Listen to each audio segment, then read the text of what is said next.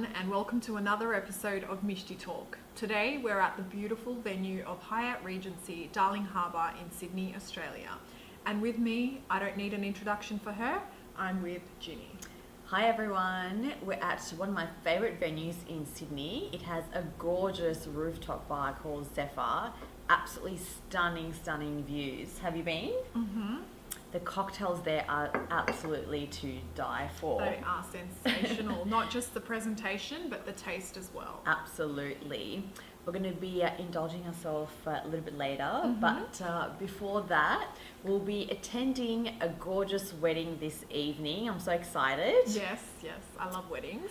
Me too. I think it's really beautiful when two complete strangers actually make the decision to spend their life together as their chosen family. Mm-hmm. It's so difficult to come to that point. The paths that leads there, oh my God. Yeah, I think it's all destiny, isn't it? It's just how do two random people meet out of nowhere and then they choose to spend the rest of their lives with each other. And it's very difficult to find the right person in this day and age. Like, you have to kiss a lot of frogs before you find your prince. Too many frogs these days, I think. So many duds out there. Not necessarily does. I just think people just give up too easily. That's right. Right? It's not like the old days where you would fight for a relationship. I find it that if it doesn't work out, especially guys, they just give up and they're like, no, I'm just going to go back online and find the next person. I think that goes both ways as well. Both, I think, female and males these days. Easy. That's right. You have so many options out there with the online dating and everything else, which is great. But then it presents a problem, of, well, first sign of something, not ticking that box, let's get out the door, right? Yeah, give up. Yeah. Yeah. Or, I don't want to catch feelings, God forbid. Catch flights, not feelings. But yeah, that's absolutely correct. People don't want to work on their relationship. They don't want to make compromises. They don't want to sort out their differences. They just find the easy way out and they think that going on or moving on to the next person, they're going to find it. But the grass is not always greener on the other side. It's not. Yeah. There's not ever a perfect match. You're never going to find 100% compatibility. Never. Because at the end of the day, we're all imperfect humans. That's right. So I think you just need to make a conscious decision of, strengths and weaknesses in each other. And like you said, work on that together. As long as your foundation is right, you can build from that. That's right. And I find that people are not committed to their promises and what they say that they're going to deliver, because one sign of something going wrong, they jump off the boat. Yeah. Yeah. I think it also matters in what stage in your life you actually meet each other. I think if you meet at a very young age, it's not for everyone, but if you meet at quite a young age, you're still evolving as a person, you're changing as a person, your needs change. And I think that is a big contributing factor as well. When two people get married really young, they're finding each other still in the world. That's right. But then you wait too long, you're too set in your ways. Too set in your ways, and you're not willing to compromise. That's right. You're too nitpicky.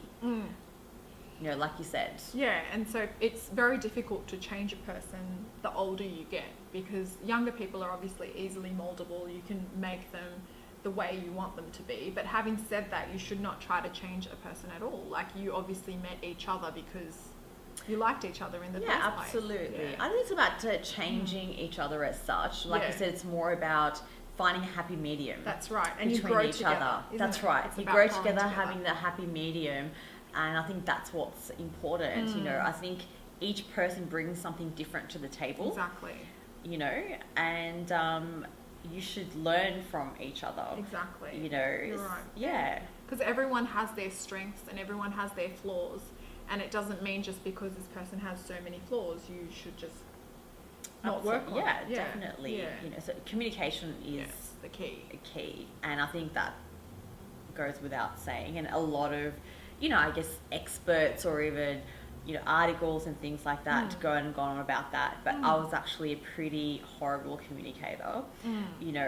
Anything went wrong or didn't go my way, I would just shut down. I would just absolutely shut down and not bother discussing it, or, get really heated in the moment, and then I need time to actually time out to cool off and think about it, and then, address the issue. But life doesn't just wait for you. No, absolutely not. So you need to kind of, take a step back and just, just approach it with an open mind.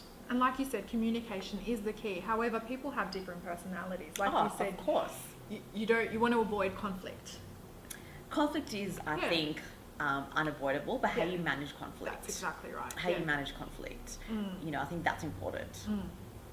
Not just pointing at each other's flaws and saying hurtful things to each other that you can't take back. No, that's exactly right. Once something is said, you can't take that back. Unsay it. No. And no matter how much time goes by, you never forget. It still stays with you.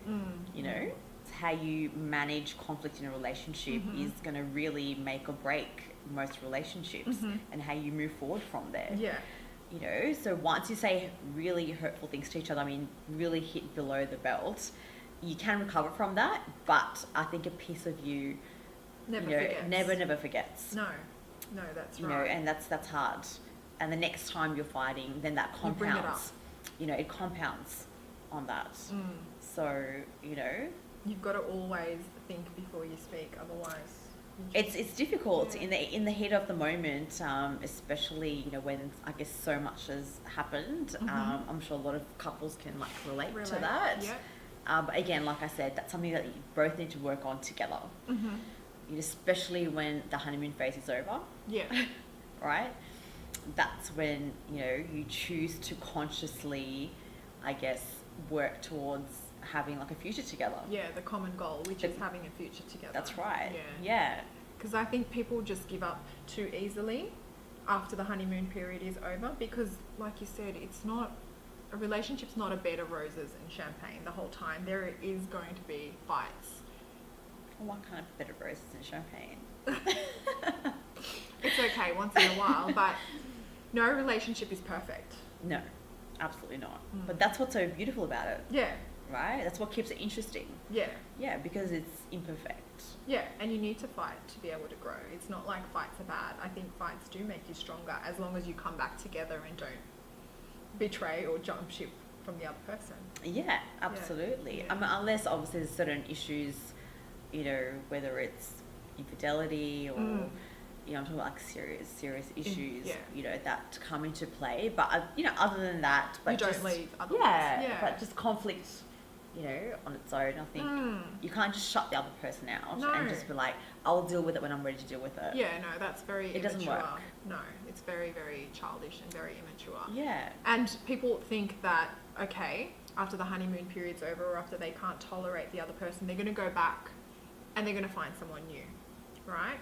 But then they don't understand that they're actually fallen into a trap of a vicious cycle. The same thing is going to happen with the next person and the next person and the next person. Because after a certain stage, after 2-3 months into a relationship, everyone gets comfortable, conflicts start again, and there you go again. You think, nah, this person's useless as well. Find the next one, and it's very delusional. I think you're chasing something that doesn't exist. No. And finding that perfect compatibility. No. It doesn't exist. No. You need to work together. Yeah, and you need to have room to grow with each other. I think that's important. Bring out the best in each other. I think that's probably really important for me. Yes. The other person bringing out the best in me. Yeah. And vice versa. Encouraging you to grow, that's follow right. your dreams, do everything. Yeah, just supporting me in my ambitions, in my dreams, and vice versa. I'm a very much like a teamwork kind of a person. Yeah. If we're not working together on our common goals, it just does not work for me. No, that's right. Yeah. And you need to have that support and encouragement, and your partner is the closest person. So what advice would you give to our viewers to, I guess, manage conflict and, move forward to that next stage? Well, first of all, I think we've touched on this earlier, communication. But more importantly than communication, I think when you're in a relationship, you need to really put your ego to the side. And you need to think about your common goal and your common happiness. It's not a competition, so that you need to have your egos there. You have to remember that when you're in a relationship, you're actually in a team together, and you need to work together to resolve whatever the issue is. That's a very good point. What do you think?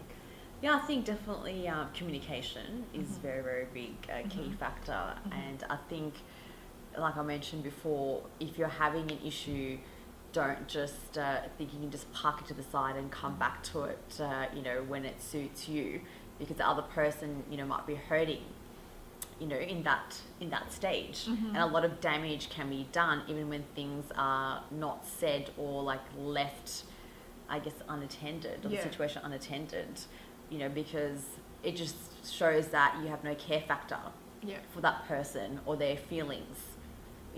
Goes both ways for, right. guys and girls.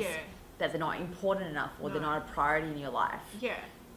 And it just makes the previous, sorry, I've had a tongue twister. It just makes everything that you've had so far irrelevant if you make the person feel unwanted. Absolutely right. Exactly. So I think, at a certain stage in your life, like you said, you need to put your ego aside, you need to put your pride aside, and, just work on it together. Yeah, work towards the common goal. Take accountability if you're wrong or if the other person's wrong, whatever it is, just take accountability for the situation and just keep it moving. Whoever is wrong, it doesn't matter if a person A or person B is wrong. The thing is that you're a team, so both of you are wrong together. You just need to take responsibility for each other, I think. Yeah, I think so. Yeah. Another point that I find also is that when people do have fights or arguments or issues with their partner, they go and vent to their family or their friends. On one side, it's good, like you need to let it out and you need to vent to your friends or a psychologist or whoever is there to listen to you. However, you need to ultimately have the decision as to what you're going to do with the relationship to be your own decision, because I've seen a lot of relationships break down because of external influences, because they go and tell their friends and their friends are like, nah, leave him, he's a piece of shit, or whatever it might be, leave her, because they're only seeing one side of the story, and whatever happens between you and the other person, only you and the other person really know what you are to each other, not anyone else. Yeah, I think it's important to take their opinions on board, but ultimately it's your relationship, so you should make the decision, not to let someone else dictate the course of your relationship. So Jinnie, what advice would you give to those people who are in it for the long haul and who are going to face those roadblocks along the way? Look, there's no perfect formula. There's something different that works for everyone. But just sort of recapping from what you said, communication is very, very important. From me personally, back 10, 12 years ago, I probably wasn't the best communicator.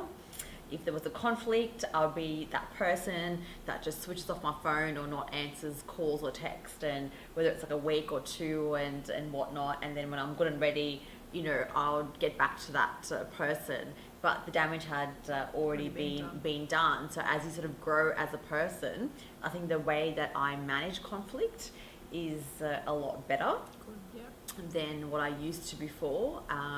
Like you said, putting your ego and pride aside, I think that is huge. Very, very big factor, especially when you have two people that have really strong personalities in a relationship. If you have one person who's a little bit more passive, the other ones, I guess the submissive or the dominant one, that can work. But when you have two strong people in a relationship, I think that whole ego and pride factor magnifies to another level. So I think it's really important to manage that. To really, really manage that. And most importantly, don't hold grudges. I think that's the number one thing. Don't keep a scorecard of all the things that person did wrong. If you're going to forgive them and actually move on. Clear the slate and move on. Otherwise, all that drama and issue is just going to compound and build and build and build. And every time you have a fight, it's just going to become more and more explosive. Yeah, because you're just going to bring up old stuff. Exactly. That's irrelevant. And that's the worst thing you can do, is to bring up things from the past that happened however long ago. That's completely irrelevant, just to make your point now. No, that's so totally steer clear of that. So absolutely don't do that. So I think stick to the point or whatever the issue is and just tackle that. Just don't regurgitate, all the rubbish from the past. And at the end of the day, you've got to remember you're batting for the same team. You're Yeah, not enemies. exactly. Yeah. Yeah, and most importantly, to make up, do something nice. Yeah. Okay, on that note, we're going to end today's episode. Everyone stay happy and healthy in your relationships, and always remember love comes first. And আবার দেখা হবে, সবাই ভালো থেকো। আমি তোমাকে ভালোবাসি। আমিও তোমাকে ভালোবাসি। Mwah. Mwah.